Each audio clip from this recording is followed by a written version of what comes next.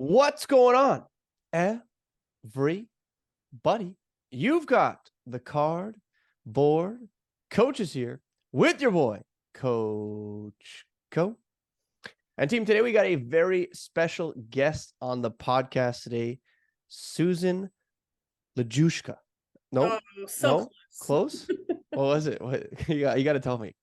Lulgjuraj. Lulgjuraj. Why did I say Lulgjuraj? Lulgjuraj. I'm just going to keep saying over and over again, and I can't screw it up after that.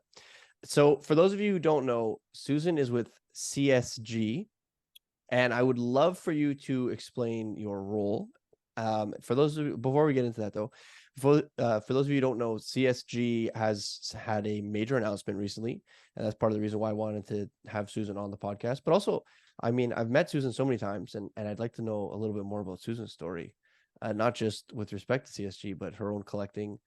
If you don't follow her on Twitter, especially, you definitely need to, because she has a lot of thought-provoking questions that get the hobby going, and she's never afraid to say how she really feels. And that's actually something that I really admire and respect most about you, is that, a lot of times when people have prominent roles, in this space or in companies, they tend to shy a little bit. They tend to shy away from, any sort of controversial takes or being too harsh on certain subject matters, and like truly speaking like how they really feel about things. And that's something that you do on a regular basis. So I just wanted to thank you for that.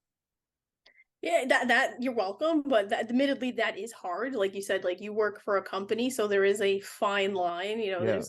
There's certainly probably things I would like to have said about certain things, and I kind of keep back because there is, at times you have to, you realize like you still work in this industry, still work for a company, so you have to, you have to be professional. And I guess it's the best way to put it. But at the heart of it, I'm a collector, and that's how I've always felt, and that's how I feel. And I a lot of times I just view it from the lens of a collector. How does this affect a collector? How does this, all changes that are happening, like how do these things affect collectors? And as a collector, how do I feel about them? So that's how I view pretty much, whether it's things I'm doing in my job or even things that happen that don't affect me. I just think about how it affects the collector.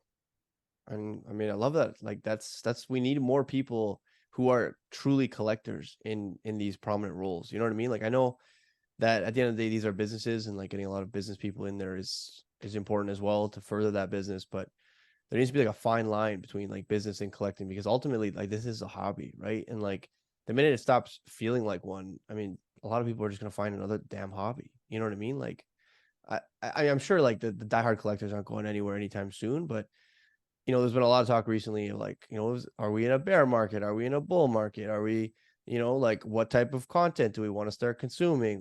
Like there's just so many different takes out there. Especially if you look at let's say the charts, and you see the prices of a lot of items a year or 2 years ago versus the cost of those items now. Pretty much everything across the board is down. And so naturally during these times, there's going to be a lot of turmoil.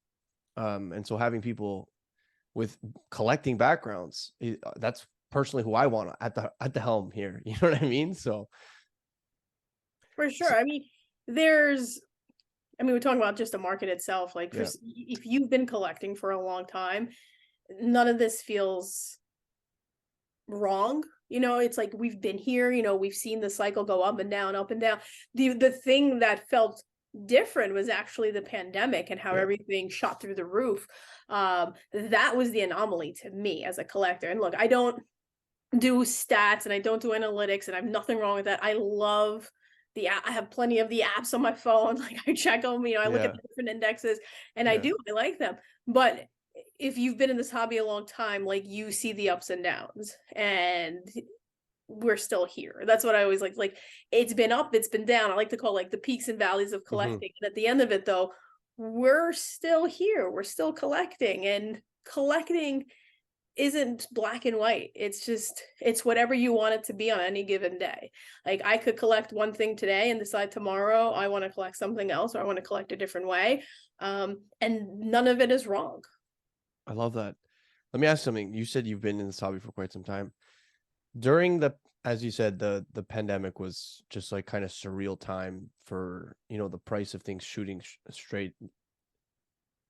During that time, were you a buyer? Were you cautious? Were you know what I mean? Like how was your collecting during the pandemic times?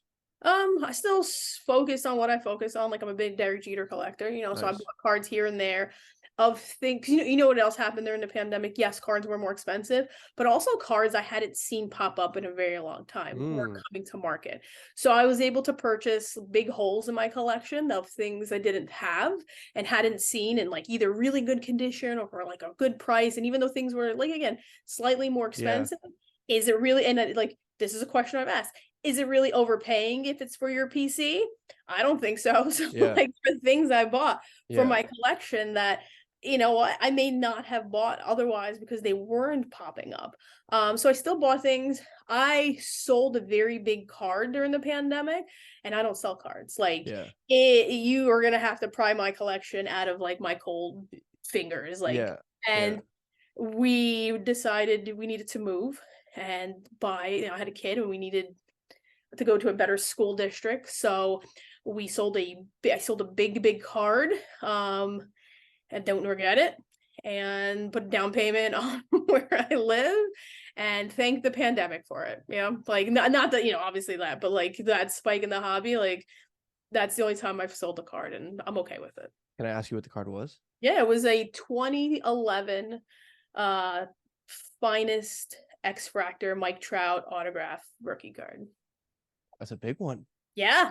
That's a I'm big aware. that's a big one. That's a big Which one. we pulled out of a case in Did you? 2011. Yeah, my friend and I, we were like before case breaking and everything got Yeah, crazy. My yeah. friend and I, like we had a blog, and we just wanted to open stuff. Like that's what it like. Look, we're 2011 again. This is like whatever. We're broke. We don't have tons of money, Yeah. right? So we want to open stuff. So we would buy cases and sell team slots for the cost of the case. Like we weren't trying to make money. We just Yeah. wanted cool cards and open them. So, we're Yankees fans, so we bought the Yankee slot. And the Angels went, no, I mean, the Blue Jays actually had gone unsold. But somebody who was a Blue Jays fan, he had bought the Angels. We're like, well, look, we'll swap you. Like, we paid for the Blue Jays, we played for the Blue Jays spot. We'll swap you the Angels for the Blue Jays. He's like, yeah, okay.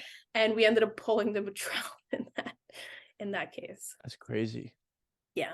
That's a big one. And so, I mean, obviously, that's the dream, right? It's like, yeah, you want to hold on to your collectibles. I mean, basically till death do us part, especially if you're buying true PC items. But at the end of the day, if you have something that's accumulated so much value and it can change your life and the life of like your loved ones, I mean, like I said before, this is a hobby. So you gotta make the smart decision here and take the money sometimes, That was exactly what it was, because like you said, I love my cards. Like if it was a Derek Jeter card, I might have to think separately on that. But like this was, like I said, we got a down payment for like our apartment where we're living with it. And like what am I gonna do? Sit in my old apartment and my kid's going to like a bad school and I'm just gonna be staring at this Mike Trout card for the rest of my life? Like You that know what I doesn't mean? make Like sense. it's an important perspective, right? So let's talk about your role at CSG. What is your role at CSG? So And sorry, go ahead. no, I was gonna say, and when did you start? So I'm coming up on my 1 year anniversary actually Congrats. next week. Thank you. I am the marketing manager for CSG CGC trading cards, now soon to be just CGC cards. Yes. Yes. Yeah. So it's going to CGC. Yeah. So it's just all going to be CGC cards. So there's going to be no Okay. more CSG. Okay.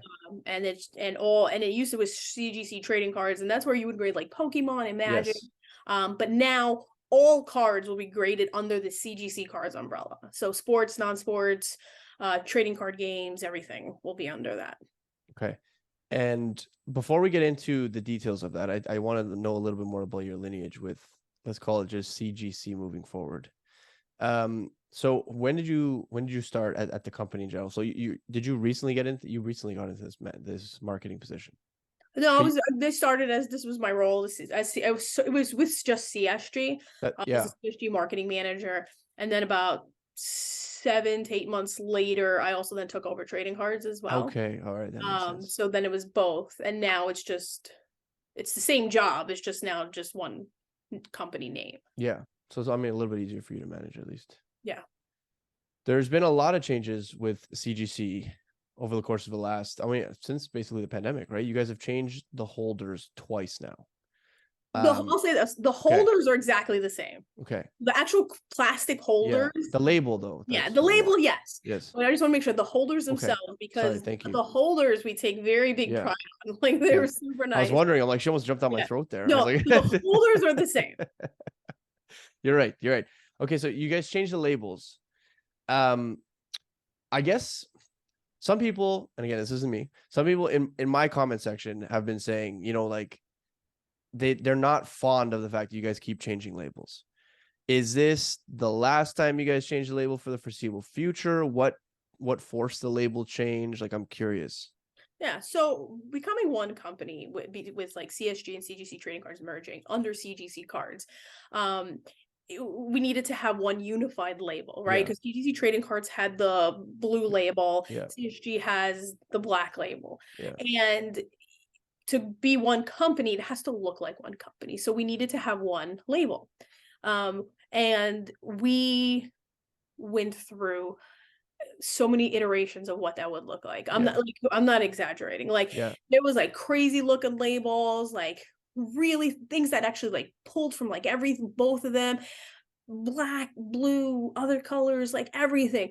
And went through focus groups, like, you know, just even talk to people internally, went to focus groups of different like collectors, different dealers, different hobbyists, people who are like don't even have, you know, don't have a skin in the game. They're just like people who are in the hobby, but like so many different types of people. And it came down, and like it's just funny that like it came back to this label, this black label, because what it did was it's neutral, right? So it doesn't like your eyes don't automatically just go to the label when you're looking at the graded card for CGC cards. It's neutral. So what it does, it puts the focus on the card. So now you have this crystal clear holder that make the cards pop. Like, this is an opinion. This is literally what everybody says about the holders. And you have a label that's not going to detract at all from the card. So that's why it changed. That's how we got to the new label. And to the other question, like, are we changing it? No, like, this is it. Like, this is if like, I'm never gonna say never, right? Because if there's like any changes, it would be like, because we needed to add like security features that it does have. So I don't want to say, but like something to add a security feature, or just like small sort of like minute things that maybe people wouldn't even realize we changed. But this is it. Like, this was such a big undertaking and such a big like project with research and just talking to so many people. Like, this is it. I mean, it's good. It definitely reassures some people, I'm sure. You guys have changed or removed the subgrades now, correct? Yes. So do you think, as one of the few companies remaining that offered subgrades, do you think that might have removed a portion of the market that really liked subgrades? You know, we did the research and we looked at numbers and stuff, and it turned out that like less than 5% of people who submitted with us requested subgrades. Really? Yeah, it was a really small number, and that's actually like, it's in our sort of like press release in the article. Like, we didn't want to just like, oh, like half the people who grade with us don't want subgrades. Like, that's pretty significant. But so it was less than 5% of people. So I know that was, you know, and it's frustrating. I get that. Like, I'm a collector. You know, you're changing things. I get it. But one thing is that the team is actually working on different ways for collectors to understand why they got the grade that they received, but not necessarily obviously through subgrades. I like that. We're not ready to like share anything yet, but the team is like working hard on it. And trust me, it's something I've been fighting for. I've been here almost a year now. It's like I've been fighting for from pretty much the beginning. So it's you know, it's like, yes, they're going away, but sooner rather than later, it'll be replaced with something. That's fantastic news. It's fantastic to hear that you guys are, because I think that's the biggest thing when it comes to subgrades. Like, subgrades provide, although they're not perfect, at least some form of transparency as to like, okay, why did this receive the grade that it did? And I'm sure a lot of people look to those subgrades to, I mean, evaluate whether or not maybe this card is better off raw or whatever the case may be. Like the crack game is like is a big deal as well. But also just like to see what the imperfections are of the card, right? Like if this got like a 4 surface, you're like, do I care about this 4 surface? Like you're no longer wondering why something got the grade that it did. And so I guess if companies were able to provide feedback, grading feedback on why your collectible received the grade that it did, I mean, ultimately subgrades don't really matter. Yeah, and that's the way we feel about it. I mean, you look at the company as a whole at CGC, in comics, we are, the #1 comic grader, and many comics provide graders notes. So it also explains there. So it's not something we're not capable of doing, and it's something that we do provide a service in other verticals. So it's certainly something we're gonna, work on. What it looks like, again, I don't have an answer of what it's gonna look like yet, because they're still working on a couple of different ideas for that. But it is something that, that is valuable, and we respect that as well. Are the CGC comic book holders changing as well? No. No. Okay. Another question I have is, so a lot of people are kind of confused about the CSG and CCG. We're calling it a merger. They were 2 separate companies. A lot of people thought it was already the same company. So can we just clarify what exactly is happening between these 2 companies? Okay. And I guess provide, because I mean, I actually have people like, oh, isn't it the same company? Like they're already the same company. I'm like, no, you ignorant goofs. But I'm gonna let it come straight from your mouth so that we have no more qualms. So they're owned by the same company, right? It's CCG is Certified Collectibles Group, which is the parent company of CSG, CGC Trading Cards, CGC Comics, CGC Video Games, NGC, which is coins, PMG, which is paper money, and whatever. Like there's a million things. Yeah. That's the parent group.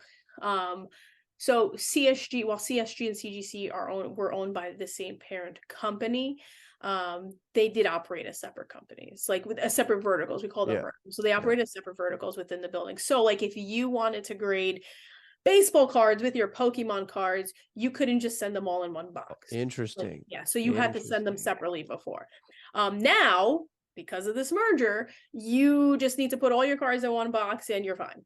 And that's, and for us, that was like a hurdle, right? For collectors, because who wants to pay 2 shipping fees, and who wants to pay 2, whatever it may be. And why do I want to send 2 boxes when it's literally going to the same place, building? Like we're in the same building. So that part was like, a pain point for customers, and not customers, but collectors.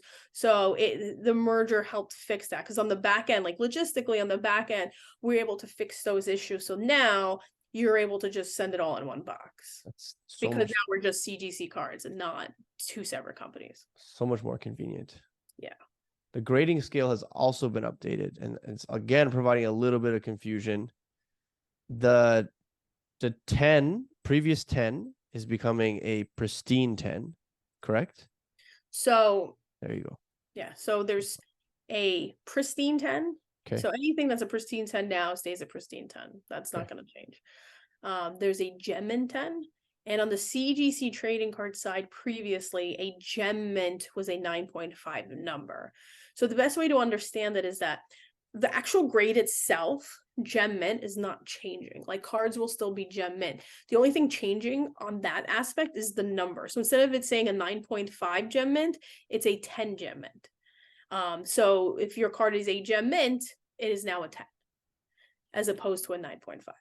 Are there any more 9.5s? Yes. So there's still half grade scale. So then they're gonna, it's essentially, so it's like if you take the grading scale, and essentially what it is at the very top of it, it's being like extended slightly. So there's the mint, everything stays the same up until you get to like the 9. The 9 is still is going to stay the same, and then there's a 9.5 now for trading cards, which is trading card games, Pokemon, that stuff. That's a mint plus. And that's where it sort of like extends a little bit. And then anything that's a gem mint is a 10. So if you have a card that says gem mint on the holder, on the label, it's a gem mint 10, even though it might say 9.5 because that's what it was on the trading cards. CSG did not change in that aspect. CSG is a gem mint 10. Okay. So that did not change. The other change was there are no more perfect 10s. There's now just a pristine 10. So like you have a gem mint 10, and then if something is like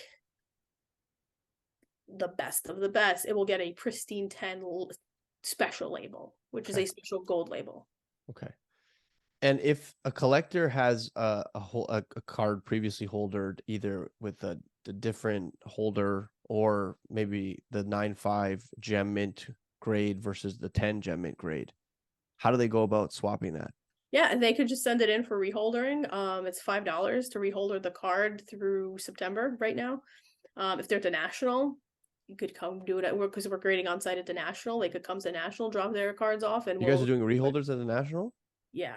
Wow. I mean, as long as we can, you know, yeah, that's what I mean. It gets slammed, it gets messy, we might have to calm down. But like to start, I'll say that's why I can tell people like get there as early and as quick as possible. Yeah. But yeah, we'll be doing reholders and grading on site at the National. So if you want to send it in to reholder, you want to do it at National. If we're at a show, you could drop off the card at the show. Other than the National, like we'll ship it back to the office and we'll send it back to you. You know, there's a bunch of different ways to get it to us. That's awesome. That's fantastic. Let's talk about you as a collector. You know, you told me about your Derek Jeter PC. Where does that start? Where does it start? Yeah, where does it start? So when I was 16, so now I'm gonna age you. If I figure out my age, if you do the math real fast. When I was 16, 10 years ago. Yeah, I wish. God, it's like a lifetime ago at this point. The 1996 Yankees were a thing. You know, the first time they win a World Series, for the first time in my lifetime they win a World Series is 1996 because I was born in You're a New Yorker? Yes, I'm from New York. I was born in the Bronx. Like I lived 15 minutes. I was at the Yankee game today, by the way. So like I'm a diehard Yankees fan. Like I lived 15 minutes from Yankee Stadium. I used to be a bleacher creature, like those crazy people out like calling the name, doing the roll call.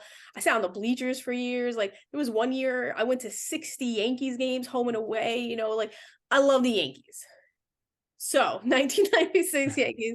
I'm 16 years old. And who's the face of the 1996 Yankees? It's Derek Jeter. That's his rookie year. You know, they win the World Series. He's unanimous rookie of the year.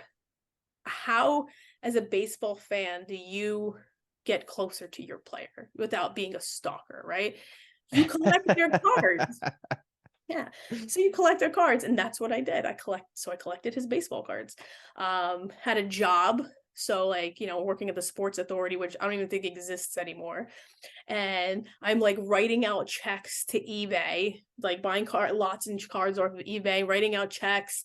So, like, I like to joke about this, but like back then you had to write a check. Yeah. Send it to the person. And money orders and stuff. And or money order. Like the check had to clear and then you get the card. My goodness, if people had to wait the way they had to wait like 25 to 30 years ago for cards, I know. Their heads would explode. But anyway, I digress. So, and then that's how it started. You know, I was a huge Jeter fan. So I started collecting his cards back in 96, 97 and have not stopped and just keep collecting. If you had to put a number on how many cards were in this Jeter PC. Yeah, so I've currently logged 2,784 unique cards and 911 doubles. And I know this number because I was working on it last night, so I know the exact numbers, but it's probably close to 3,000 different Derek Jeter cards. Suze, that's crazy. Yeah, it's a lot. And are they all graded? No. Yeah. There's like 5 of them that are graded. Yeah. Do you is it like binder? Is that like top loaders? No, they're in top loaders and in boxes now. They used to be in binders, but I'm very like organized, so it's like they have to be in a very certain order. And when I would get a new card, I would have to like take them out the sleeve and then put the, you know, and it's like the rows and like move them over, and I didn't want to do that anymore and risk damaging the cards. Yeah. So now I just put them in top loaders and penny sleeves and slide them where they need to go. I kind of love that they're not all graded. They're not. No. I love that.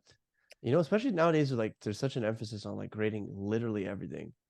I mean, you have these cards that are so important to you, and yet you don't even really care about the grades because it's just about owning the card.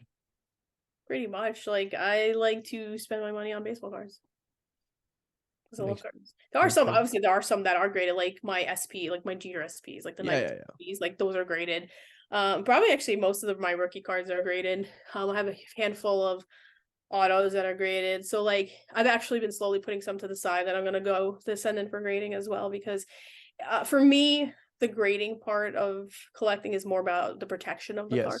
Yeah, I agree with you. And that. So like again, I don't sell cards, so that's not really gonna do anything. Like you don't care about liquidity. You know what I mean? Like you're like, I don't give a shit.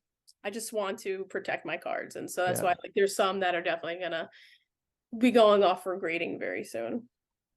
Aside from Jeter, do you have anyone else you PC, or is it just very narrow focused? No, I mean, I'm a Yankees fan, so there's a lot of Yankees players like Andy Pettitte and the core four, right? So Pettitte and Posada, Mariano Rivera.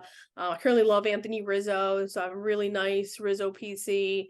Trying to think, like over the years, there's been like I'm more of a player person, so like, well, yes, I love Yankees, but like I tend to just rather collect PC. I have a really nice Aaron Judge PC, because I was like, his cards were really inexpensive when he came up as a rookie. And then they were not anymore. But this is a future house. This is yeah, I mean, if I need a house, thanks, Aaron Judge. Like, I need to move again. So yeah, I'm just trying to think if there's anybody else, and then I just collect what I like. It doesn't necessarily have to be like a Yankee or a favorite player. If it's something that like, man, it's a really nice looking card, it's eye-catching, like I'll collect that too. Like I love the TV show Supernatural, so they made several sets of those over the years that I've collected all those cards. Yeah. I love this. I also love that, again, like you just collect. I mean, you didn't prospect Judge. You know what I mean? It wasn't like you've been watching him for 10 years and I've seen his swing, and you're just like, this guy I like watching play maybe, and his stuff is relatively inexpensive and he's not on buy lists or any of that crap. You're just like, I'm just gonna buy his stuff because I love the Yankees, and he happens to be one of the most exciting players in baseball. And if it wasn't for Shohei Ohtani right now, could be, borderline maybe two-peating as MVP. Like it's although his season's not quite as good as it was last year. Yeah, not quite as good as it was last year, but still, I mean, that's pretty considerable. I mean, he's the face of the Yankees. The Yankees are the biggest baseball team arguably in the world. Yeah, I mean, it goes back to 96 Yankees again, because Aaron Judge makes his debut in 2016, and the 1996 Yankees happened to be having a reunion prior to a game in August, and I was just like, my son might have been 3 weeks old at this point, and my husband buys me tickets because he's like, it's the 96 Yankees, you need to go see them. My baby did not come. I'm not bringing my 3-week-old baby to Yankee Stadium. But we go, and I'm not even exaggerating, it's like 100 degrees outside. So hot. Like I remember on my purse there was like these like metal grommets, and like accidentally touched it and like burned my arm. It's so hot. And again, so I'm like 3 weeks postpartum, and I'm like, I'm burning up. I'm dying here. I'm gonna watch this 1996 reunion on the field prior to the game. And these two Yankees are making their debut today. Tyler Austin, I think it was. Yeah. Aaron Judge. I'm like, I'm gonna watch their at-bats, and then we're gonna go home.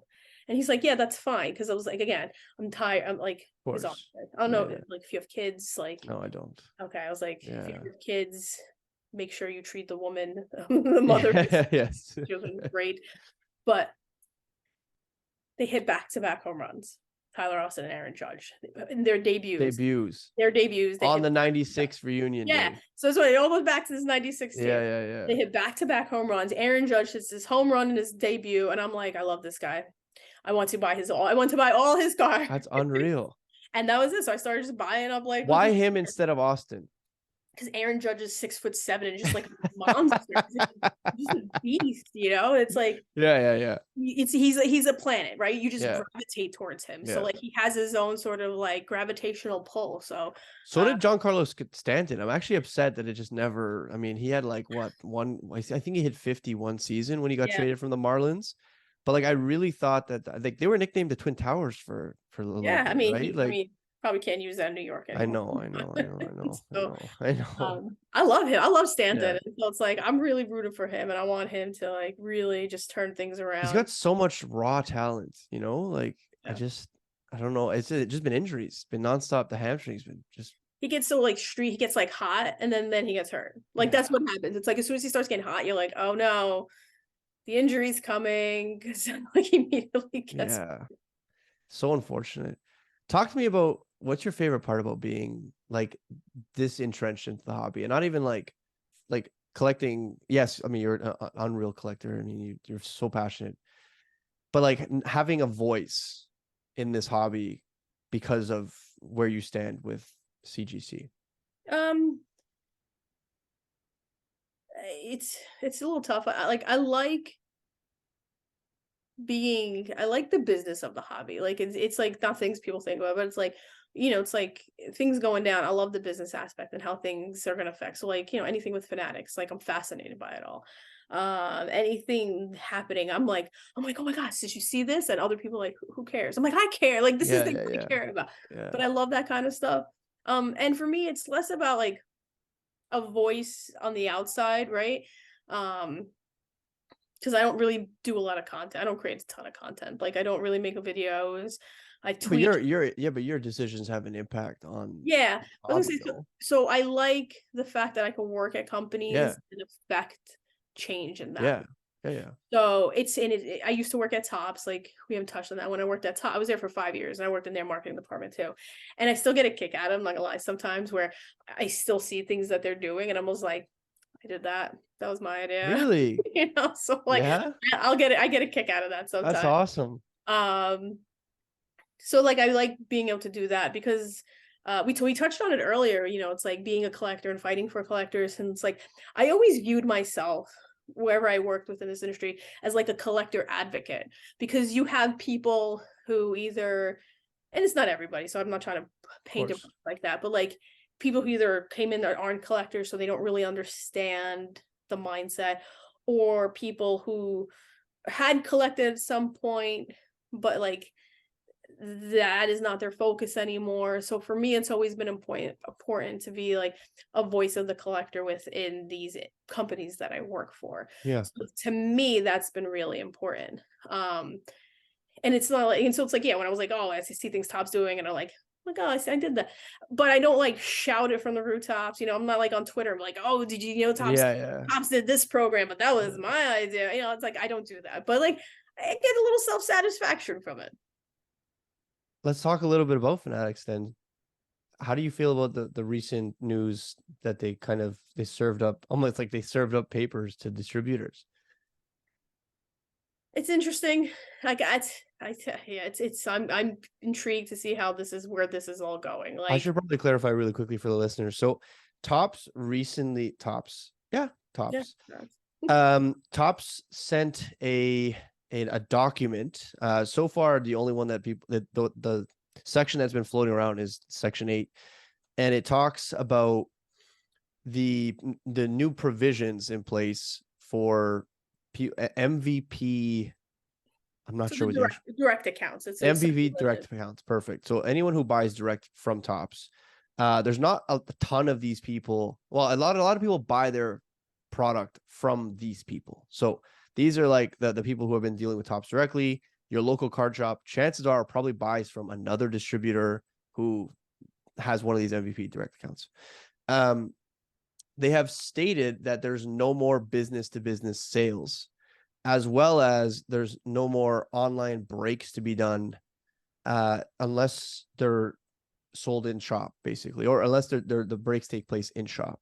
And those are the two, major components that kind of keep this hobby going.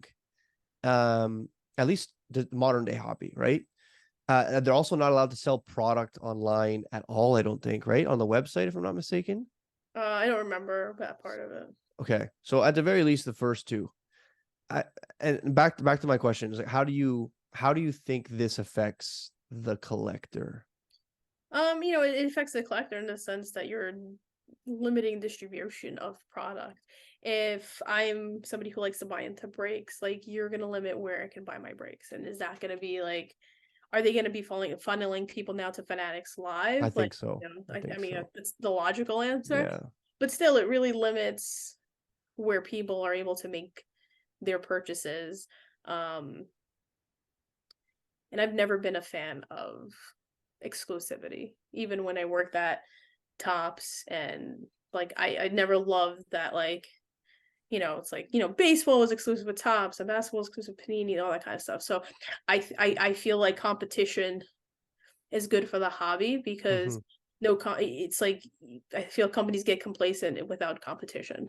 I think competition makes us all better. And if you're limiting the way people can purchase, the way people can do things, I think it helps Fanatics, but I don't think it helps the collectors. And this is one of those things I probably shouldn't be saying out loud, but like, um, I don't know. I just don't. I like I mean, I'm like concerned for like shop owners because Me there too. is a lot of Me too. shop owners that Yeah. have been in this business a very long time.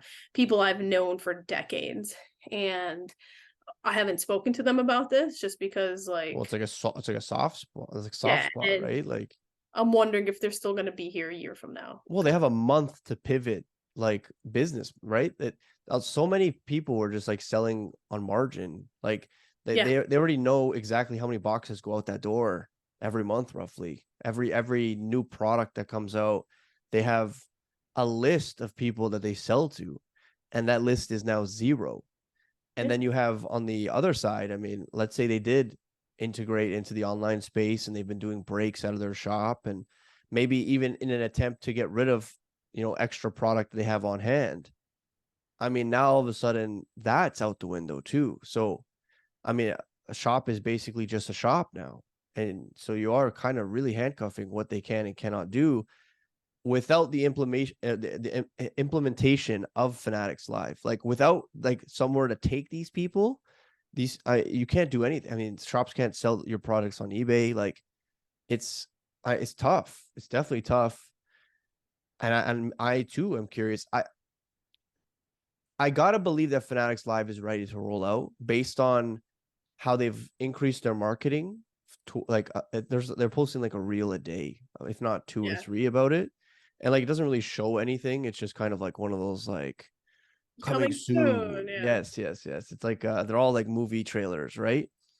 But it's like it's definitely increased in frequency, and given the fact that they've given these companies or these distributors a month, so I think they need to sign by like the 25th of July or something.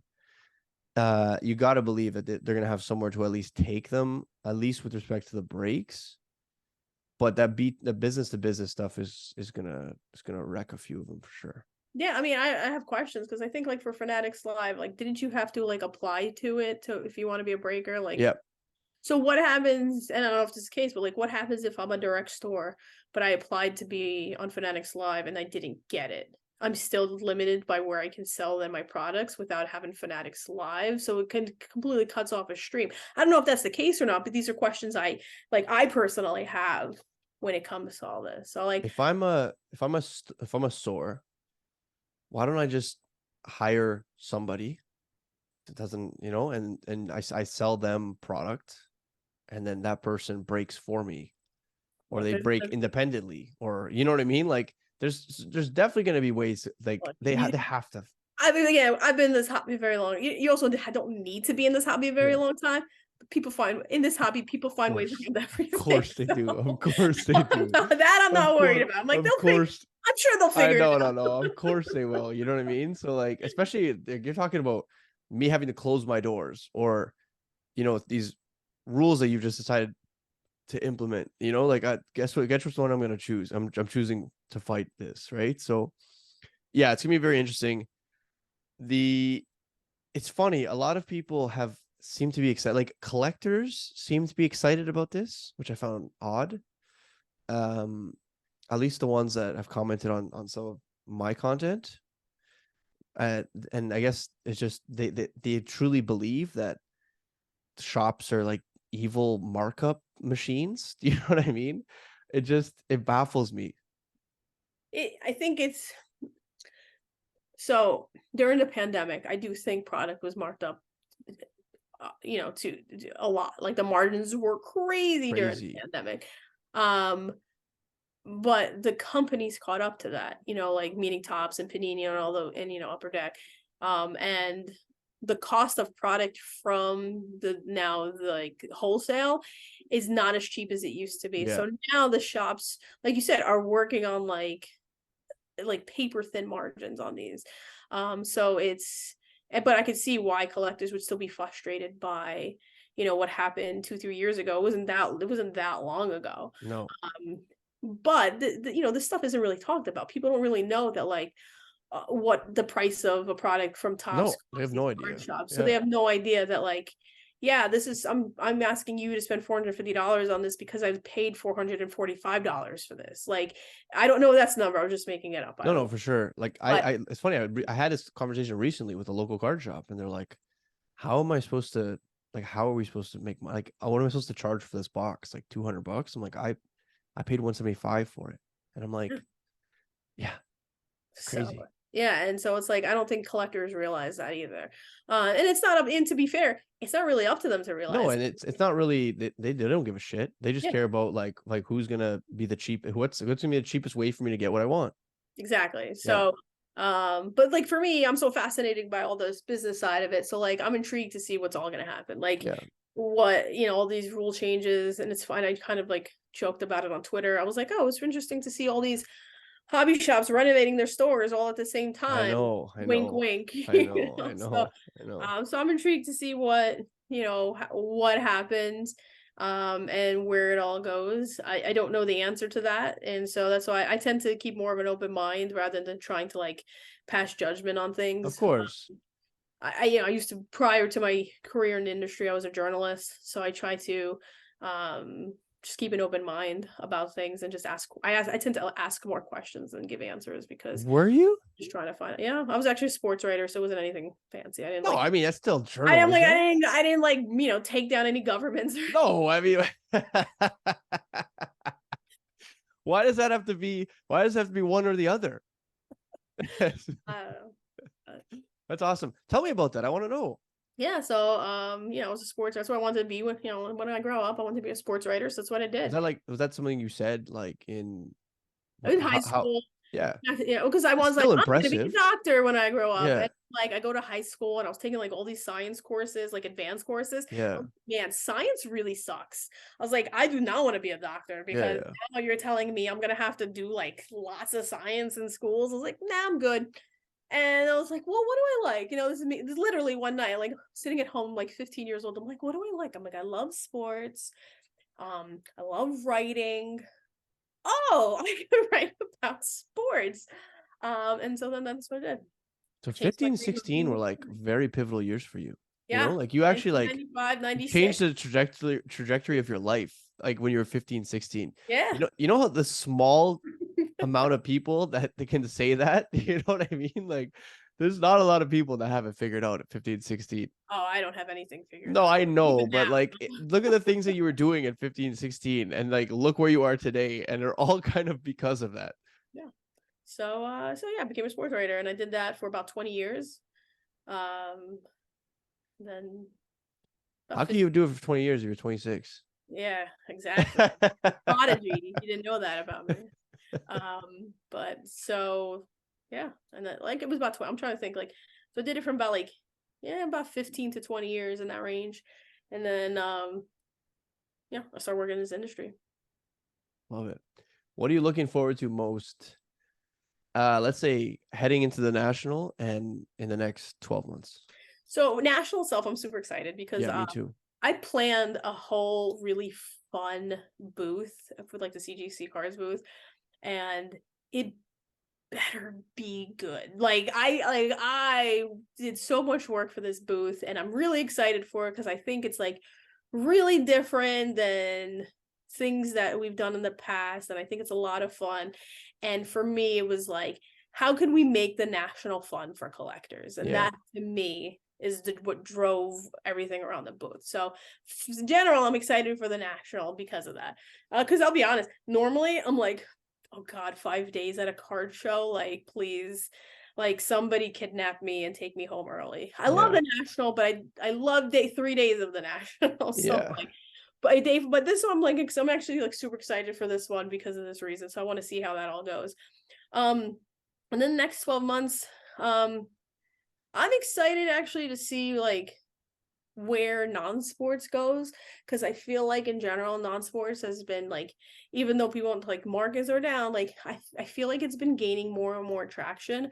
You see the stuff with the Magic, Lord of the Rings stuff, Pokemon. I love that shit because I played Magic like my whole life, and I'm like, I'm trying not to get back into it. Like I'm like trying. It's like hard for me right Good now. luck, Like because you're a collector. I know. But the thing is, though, I never really collected Magic. I just played Magic. Yeah. You know what I mean? So I'm like, and then it becomes a very expensive game, and I'm like, you got everything needs to be up to date, and you need the best of everything. And so I'm like, I gotta take it easy here. I see all these Lord of the Ring things getting pulled, and I'm like, oh man, that'd be really dope to make a green deck out of those. I was like, no, just gotta relax, just gotta calm down a little bit. Yeah, but you see the stuff becoming like Pokemon is a game, but it's so collectible too now. Have you seen the Like, 151? yeah, Gorgeous. I might have bought some. Gorgeous. I might have bought some raw cards. They're gorgeous. So like, I might have pre-ordered some of the English boxes as well. Yeah. But like you see Pokemon doing stuff, you see Magic doing stuff. Disney Lorcana likely will still come out regardless of like that Those lawsuit. Yeah. So I think in the non-sports space, it's like a lot of, well, even the Kakao stuff oh my exploded, gosh, right? I was all like about artificial or not, like it was. I mean, people loved. They just beautiful. They're loved beautiful. Beautiful cards. Yeah. Beautiful cards. Yeah. So I'm intrigued a lot by that because where in the sports space, I feel like people are more interested in what Fanatics is doing on a business front. In the non-sports TCG space, people are interested in the cards right now. I think they're collecting. You know what I mean? Like, I think that the non-sports know that, and like they're trying to make it better for collectors. I mean, Magic didn't know there was gonna be a bounty. I mean, they might have known there was gonna be a bounty, but aside from that bounty, the fact that like they were like, let's screw it. Like, we tried these serial numbered cards before, and people seem to like them. So like, let's do one of them. You know what I mean? It's like the one ring, right? Like, let's do it. And it's a collab between like two very popular sects. I'm like, this is as a match made in heaven. Like, this is the unbelievable idea that led to this. Do you know what I mean? Like, creativity. And it came from, I mean, essentially the fact that they needed more people in it. They needed people to be excited about it. And I think that, not to cut off what you were saying, I'm excited about seeing how sports changes, how the sports section changes, because, now it's not necessarily about numbered cards. I mean, like, yes, still about numbered cards, but people are kind of sick they're sick of numbered cards now. Yeah. They're numbered card out. It's like out of $4.99, out of $3.99, out of $2.99, out of $150, out of there's so many. Special anymore. It doesn't feel special at all, right? Like, and base cards are virtually. I mean, I've seen kids not accept base cards, which is the craziest thing I've ever seen. Like, I've never in my life seen a kid not accept a base card of a prominent rookie, but like, it's happening. And so it's going to be very interesting to see how they keep people interested who might be on the fringe, right? Because I think that that's what non-sports did, is like, people who are on the fringe, they brought them in, right? They were like, here's some crazy artwork. Here's an unbelievable collaboration. Here's holographic Disney cards. You know what I mean? Like, here are all these cool things that you've never had before. And then you should come check them out. Versus in sports, now that's kind of like, I'm just going to feed you what you've always wanted down your throat 200 times.